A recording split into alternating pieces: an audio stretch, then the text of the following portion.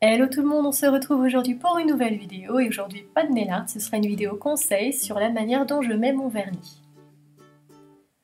Alors si j'avais d'abord un conseil à vous donner, ce serait de bien vous installer sur une surface confortable et plane et stable. On ne fait pas ses ongles sur son lit, on ne fait pas ses ongles sur ses genoux. Moi quand je mets mon vernis, j'ai carrément tout l'avant-bras posé sur la table, ça me permet d'avoir de la stabilité et de pas trop dépasser.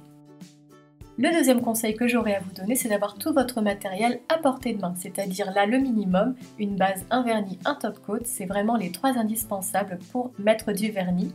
On fait pas l'un sans l'autre, voilà. Donc j'ai mon matériel à portée de main, et la première étape, ça va être de mettre de la base. Donc je débouche le flacon, et là, le flacon, il va rester à côté de moi. Alors la base, j'en applique une couche, voire même deux, si vous utilisez un vernis qui est très pigmenté, comme souvent le rouge ou le bleu, qui sont des vernis qui ont tendance à déteindre sur l'ongle. Alors pour du vernis blanc ou du noir, je mets une couche, mais vraiment quand j'utilise un vernis bien pigmenté, bien fort en pigment, je mets deux couches. Et je vous conseille d'en faire autant, ça vous évitera d'avoir les ongles qui jaunissent dès que vous mettez du vernis. Une fois que ma base a séché, je vais attendre 10 minutes, même une demi-heure, c'est bien pour ça que vous me voyez très peu souvent mettre ma base, c'est que je la mets bien avant de faire mes vidéos. Et ensuite je vais mettre mon vernis, donc là c'est le joli Cutie Pop d'ILNP. Et donc je vais prendre mon pinceau, l'essorer d'un seul côté, et avec la goutte qui est de l'autre côté, je vais mettre mon vernis. Donc je me mets au milieu de mon ongle, je vais remonter tout doucement vers la base de l'ongle en m'arrêtant à environ 1 mm. Ensuite je fais un trait à droite, un trait au milieu, un trait à gauche. Donc pour la première couche, ne vous inquiétez pas si elle est toute fine et qu'on voit encore le vernis à travers, ce n'est pas grave, c'est la deuxième couche qui servira à mettre de l'opacité.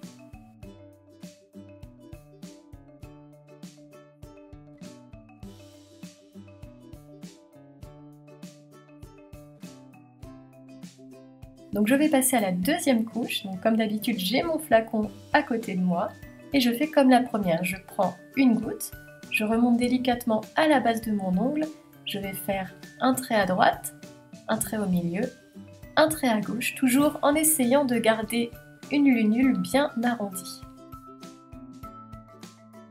Et vous voyez la deuxième couche, elle harmonise vraiment le tout. Et là on a un vernis qui est bien opaque. Alors pour certains vernis, il y aura besoin quand même de 3 couches. Si le vernis n'est pas assez pigmenté, il vous faudra mettre une troisième couche. Bon, c'est pas grave, ça arrive. Mais voilà, sachez-le.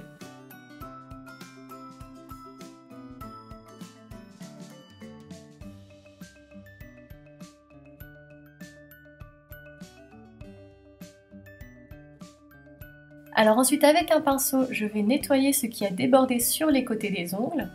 Donc c'est un pinceau de nail art en fait que j'utilise uniquement pour ça. Je le trempe dans du dissolvant, je l'essore un petit peu sur un coton et ensuite je nettoie progressivement le vernis qui a débordé. C'est plus précis qu'un coton-tige et c'est pour ça que c'est assez utile. Ensuite, la dernière étape, on va passer au top coat. Donc moi, comme d'habitude, c'est le top coat à séchage rapide poché. Et donc, comme pour les couches d'avant, je vais mettre 3 coups de pinceau, un à droite, un au milieu et un à gauche. Et cette fois-ci, je n'oublie pas de border l'ongle, c'est-à-dire que je vais mettre du top coat sur la tranche et ça permettra de sceller le vernis et de faire en sorte qu'il tienne mieux et plus longtemps.